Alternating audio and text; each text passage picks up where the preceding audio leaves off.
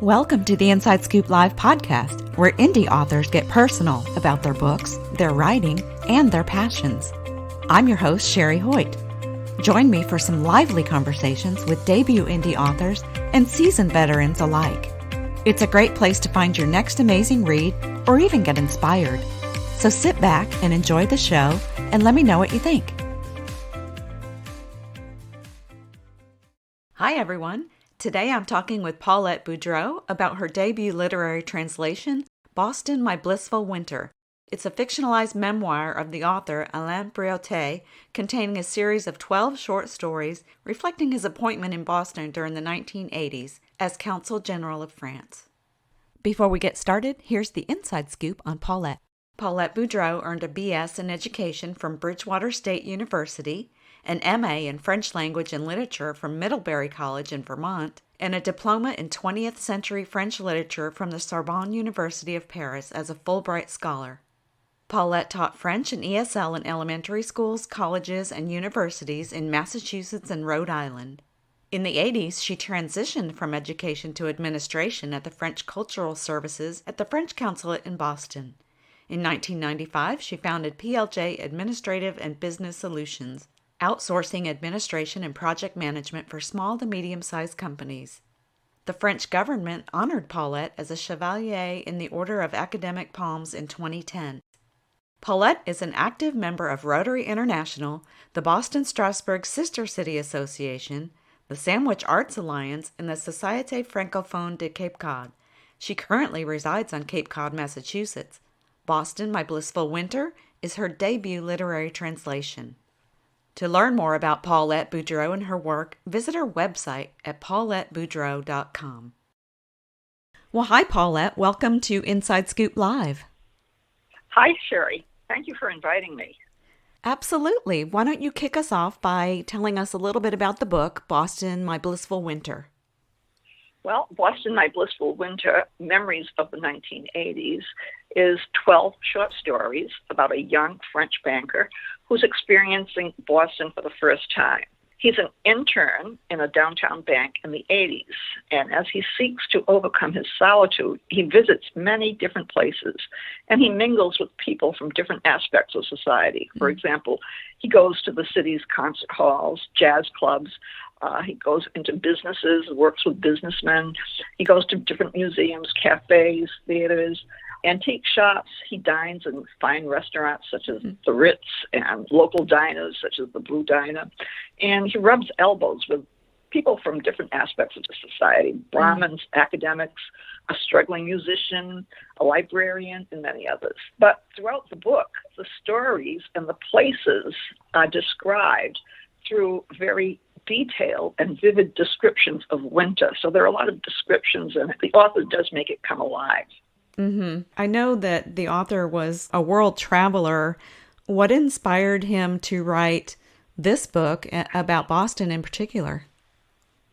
Well, the author, who is Alain Boudrot, was the Consul General of France in Boston in the 1980s. And he loved Boston so much that instead of staying for 3 years, which is the term of office for a consul general, he was able to convince his superiors to stay 5 years. And when he left in 1990, he went on to Rangoon and became ambassador of Rangoon. And that's where he wrote this book. He wrote it in August of 1994. However, the book wasn't published until 2007. Oh, wow. Yeah. It took a long time, and it wasn't translated till later, which I can tell you about later on in the interview why it took so long.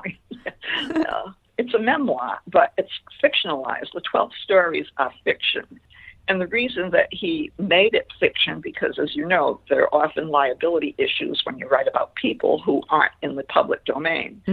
So he took his characters, and the characters are really composites of the many people that he met and the many people he knew. And he wove them into the stories and into the incidents. So how did you meet the author?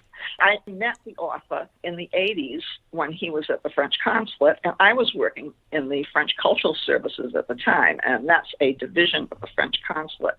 So that's how I met him. Okay. So are you in the book? I think there's a composite of me. My name is in the book, but it's not really who I was.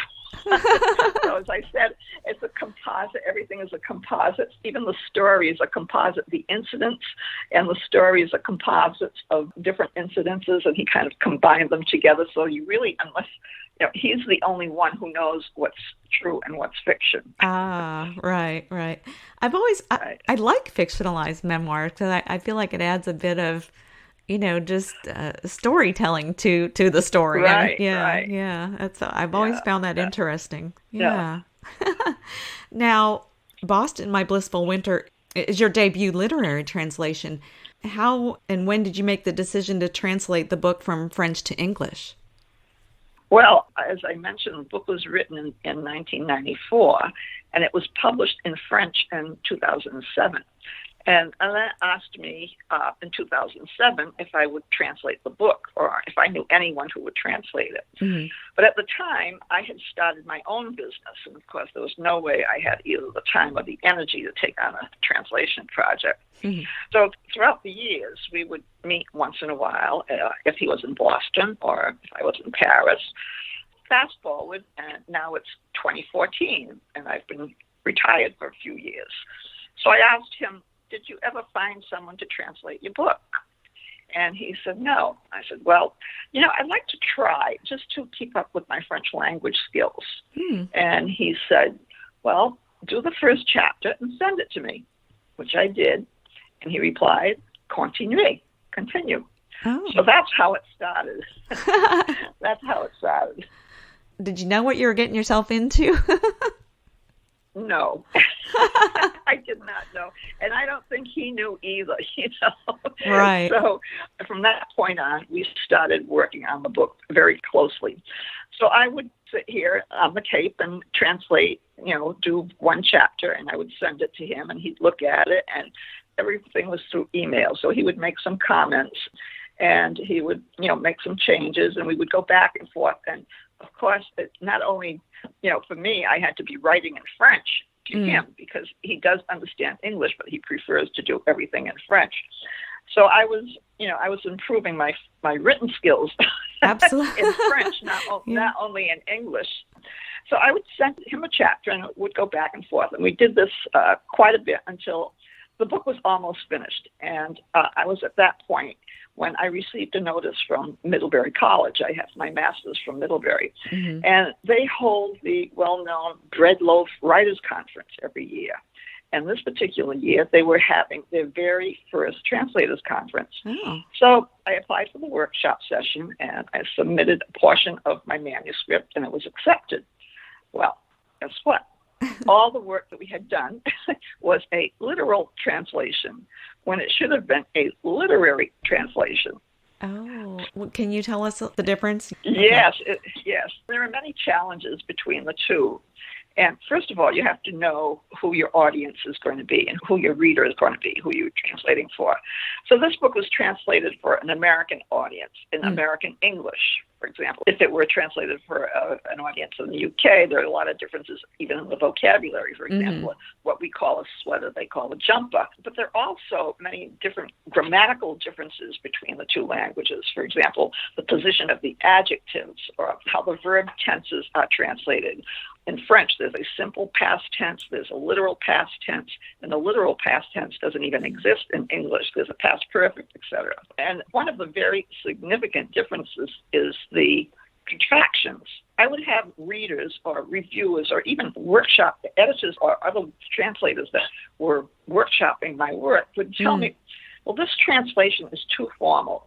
And I resisted at first. I argued that, well, the author is a very formal person, and I'm trying to represent his voice. Right. Well, one of the main things is in French, there are no contractions. For example, in English, we use many contractions. We'll say, I'll go. They always say, I will go. The literal is I will go. He will go. So it was always he is going instead of he's going. Or there is going to be, there's going to be. I don't know.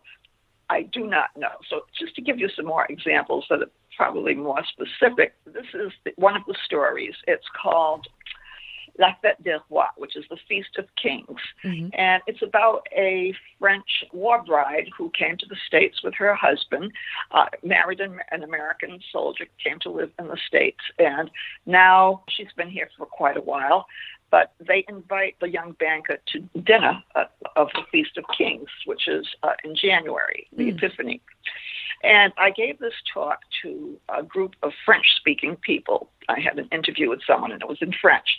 So as an exercise, I had them read this particular chapter, and I said, tell me how you would translate it. So here are some examples. The woman, for example, in French, it says, Elle faisait tout à fait américaine. So the literal translation was, she was absolutely American, but literary was, she looked American. She looked American sounds better. Okay, yeah. Here's another one. Le soufflé était délicieux. Tout le monde en reprit. All right, literally, and it's not that the literal is wrong. It's not wrong. You understand what it is, but it's not correct. Right. The soufflé was delicious. Everyone took some more. So I translated it to, the soufflé was delicious. Everyone had seconds. Right. Okay, yeah. So just modernizing it a little bit, and yeah. Yeah, so here's another one. This is Madeleine, who's the French war bride, reprit la parole. Elle semblait tout d'un coup devenue plus bavarde. All right, literally, Madeleine took back the word. She seemed to have become a gossip all of a sudden. I wrote it. All of a sudden, Madeleine seemed to be more talkative. Oh, wow. Yeah. So first you translated it, and then you had to go back and rewrite it, kind of. Rewrite it, right. More in English. Right. This is a good one. Susie is the daughter of a neighbor. Suggéra de me conduire à la place de sa mère, mais cette dernière insista. Okay.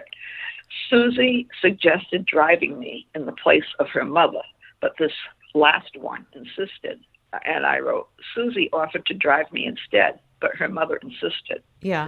So those are just examples to give you a difference, an idea of the difference between literal and literary translation. Yeah. I wish I took a year of French in junior high. That was so long ago. I don't remember a word, but I love the French language, just the way it sounds. I love it. Yeah. But there's a big difference between the two. So right. It's a lot of work. Wow. So is there a certain process you use or a method to how you translate? I have a process. I didn't have the process there was we just did it and went back and forth, and neither of us knew what we were doing. Mm-hmm. So now what I do first of all is I just read the entire book in French to decide whether or not I want to translate it. And then I'll take one section at a time, and I'll sit down for 2 hours, maybe not more than 2 hours. And sometimes I get carried away. It's more than 2 hours. Mm-hmm. And I translate it. And I use references. I use a French dictionary and English dictionary. And, of course, now they're all electronic, so that makes it a lot easier. Yeah. I use a thesaurus.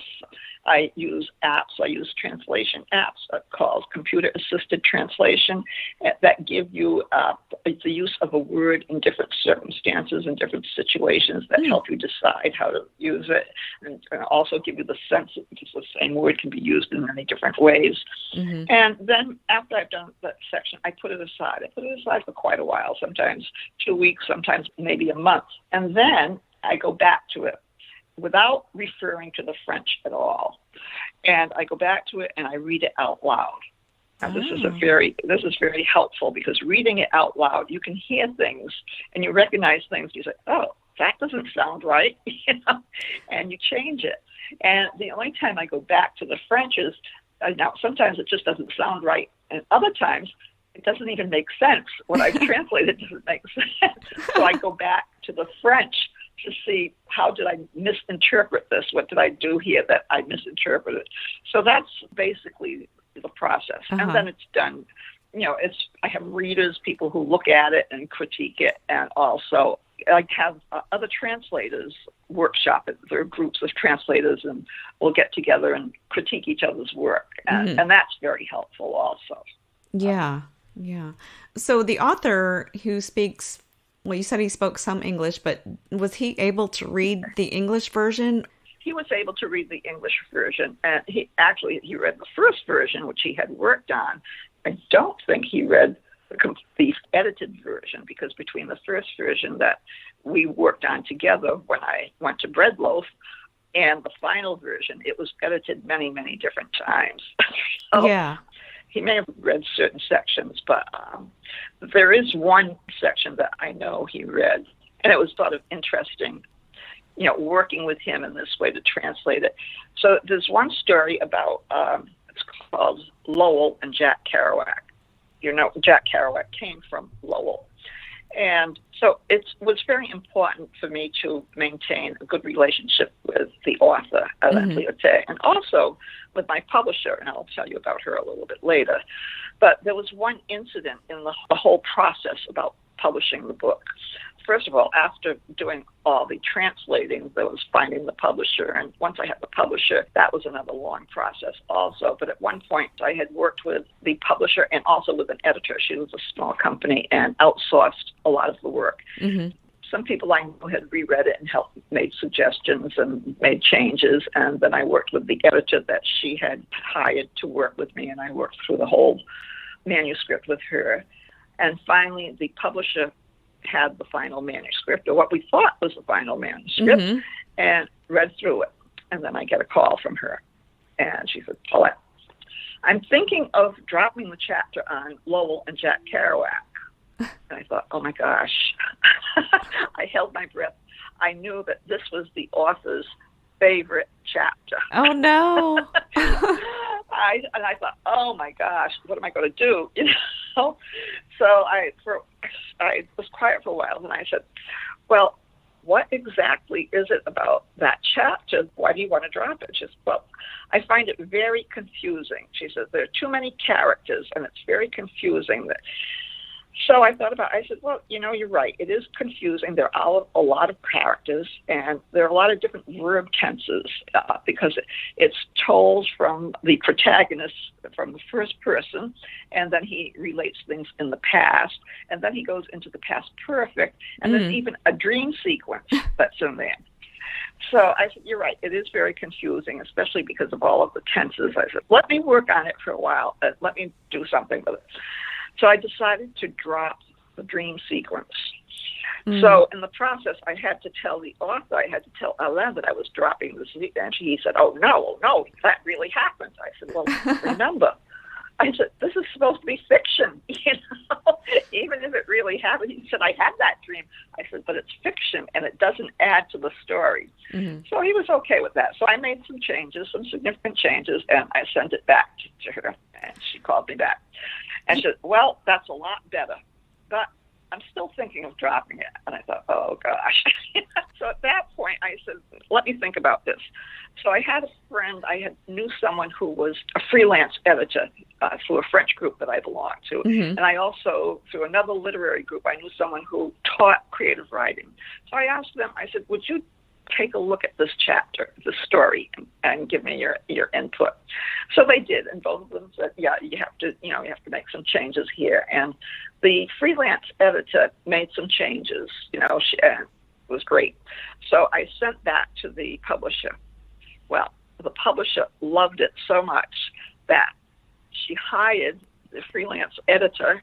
Her name is Ellen Albanese. She hired her to go back and go through the whole manuscript and edit it another time. Oh, wow. So, yeah, it ended up, everyone was happy. The author was happy. I was happy. The publisher was happy. The editor everyone was happy, and it worked out fine. And one extra thing, the surprising thing is, now that the book is published and people are reading it, one of the chapters that I get the most comments about are the Lowell and the Jack Kerouac chapter. Especially from people who lived in or near Lowell, because there are a lot of details about the city.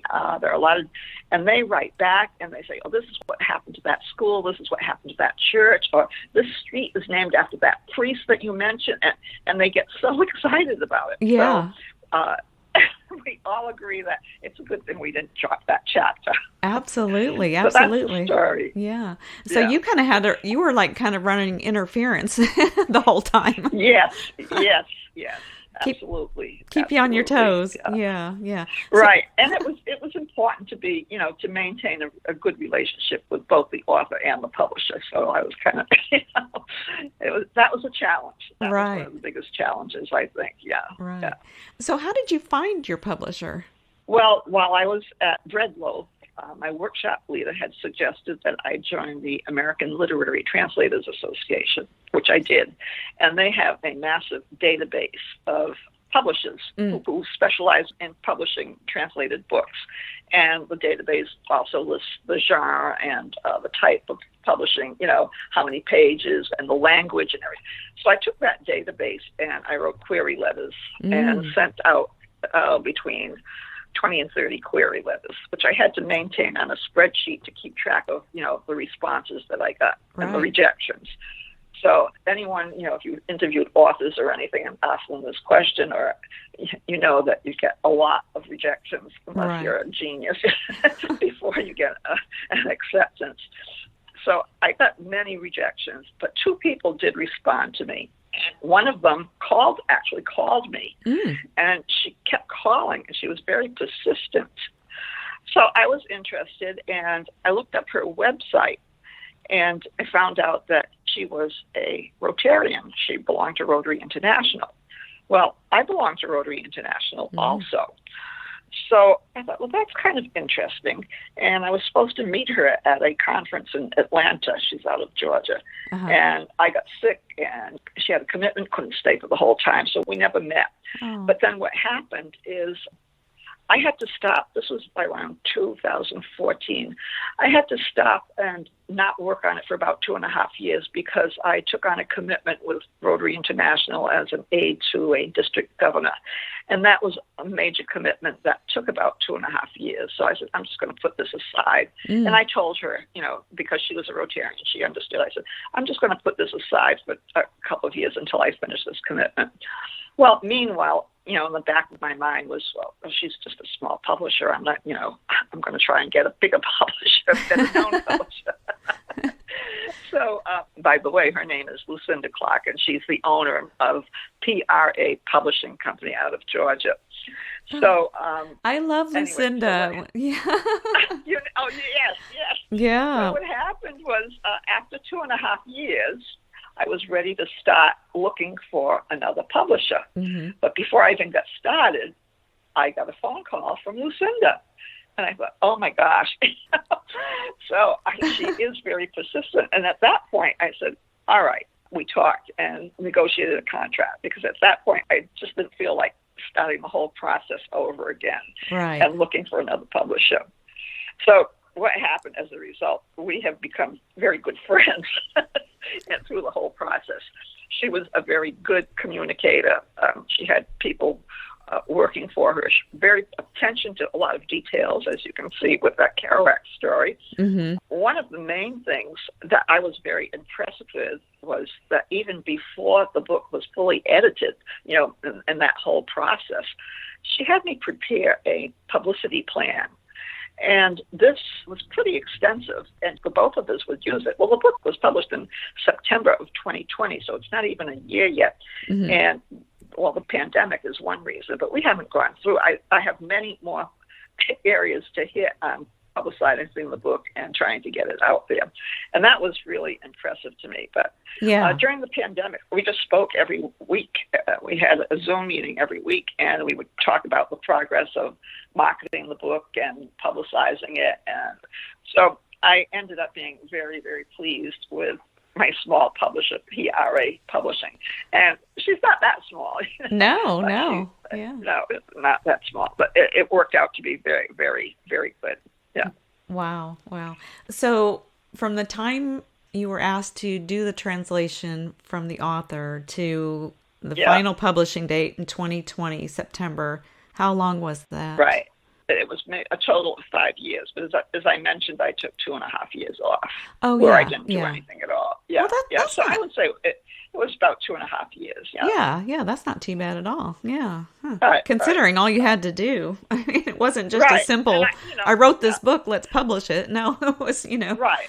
It wasn't my full-time job. I was retired and I had other things, and we traveled, and I have other commitments. I have other organizations I belong to that I'm involved in. So, so it worked out.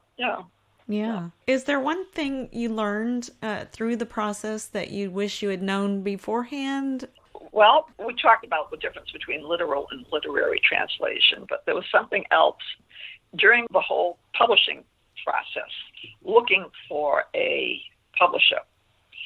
I found out everything I'm learning is by trial and error, or going to ALTA conferences, or talking to other translators. Mm-hmm. I found out that unlike an author, my daughter is an author, unlike an author who writes a whole manuscript, sends out a query letter with the whole manuscript, translators should only send out 20 to 30 pages in their query letter, and not the whole manuscript, and then get a contract with the publisher before they finish the translation. Why is that? Well, because you're hired to do a job, you're hired to do a translation of a book that's already written in another language. And I've heard publishers say that, well, sometimes, looking at the query letter with the synopsis, of the book and whether the rights are available, and the first 30 pages will give them an idea whether they want to publish the book, and then they will establish a contract with the translator. So the contract is between the translator and the publisher. Okay, yeah. I don't know if that makes sense. Yeah. And then, but I've also heard publishers say, well, sometimes the first 30 pages are great, but they like to see the first 30 pages and then a couple of pages from the middle of the book and a couple of pages from the end of the book, just to get a sense of whether or not the book is translated well, or, so you don't lose your momentum as you go through the whole book. Right. You didn't front load the first chapter with all the good stuff. Yeah. Right. So will you do more translations? Yes, I'd like to. I have translated a poem and a short story from English to French, and that was a challenge. But going forward, I think I'll stick to the French to English. And since then, I've also worked on 2 other books, and one is a memoir written by the same author, and the other is a series of letters written by an American graduate student in 1958, and letters that she sent to Simone de Beauvoir.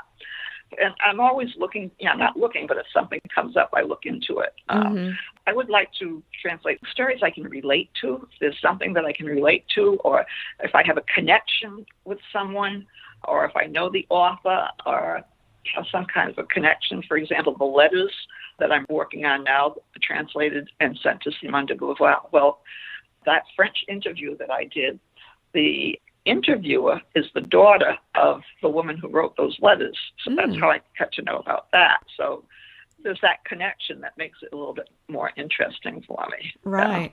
Well, and that makes sense. You're going to spend a good chunk of your time on it. Right. You've got to, be able to connect to it too. Yeah. Well, what happens once the book is translated and published, then the copyright of the English version is mine. Oh. So it can be, and there are some translations that are so different. You can have 2 books that are translated by 2 different people, and they're entirely different.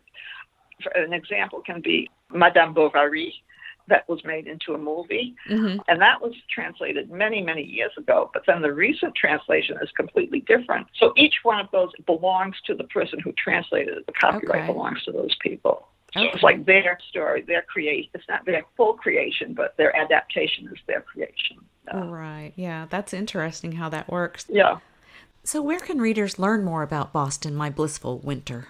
So I have a website, and there's a lot of information on that website. And you can just put my name, PauletteBoudrot.com, or BostonMyBlissfulWinter.com, and it'll take you to the same website. And on the website, you'll find extensive bios of both the author and my bio. And there are some recorded excerpts of 4 different chapters on it.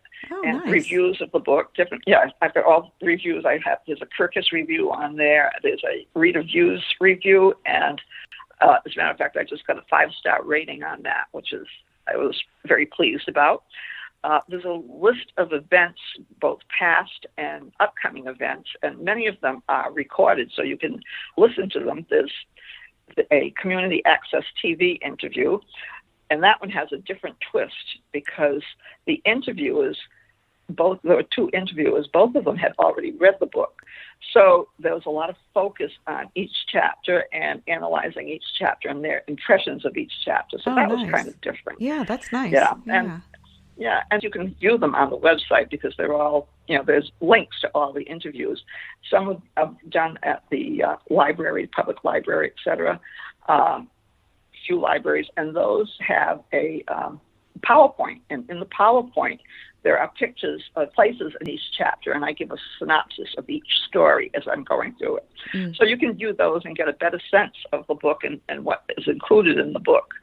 And as I mentioned before, one of the recordings is with a French audience, and that's in French.